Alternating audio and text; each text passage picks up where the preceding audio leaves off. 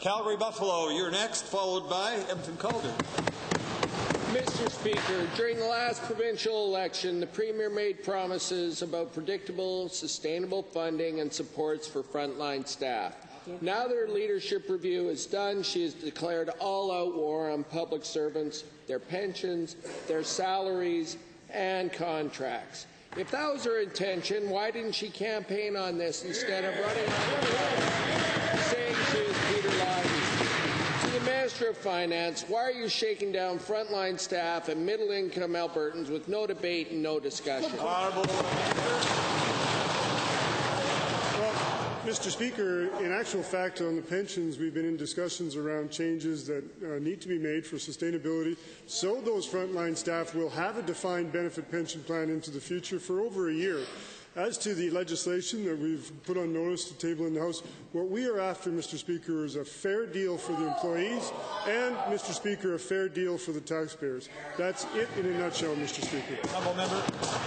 Given that the Minister of Finance and Human Services both know that several public service contracts are currently being negotiated and some are even in arbitration, how can this government's callous attack on public servants' pensions and salaries be seen as anything else but bad faith bargaining?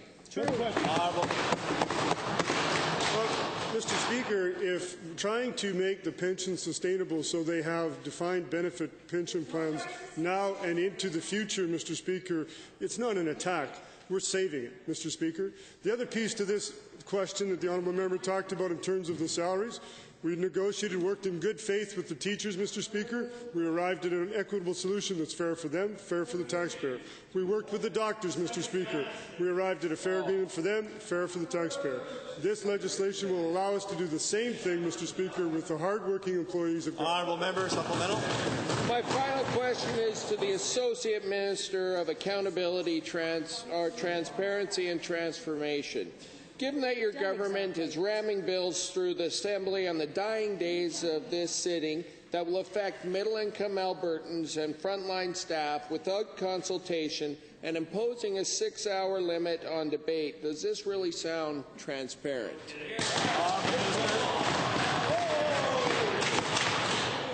Mr. Speaker, debate in this House is open and transparent.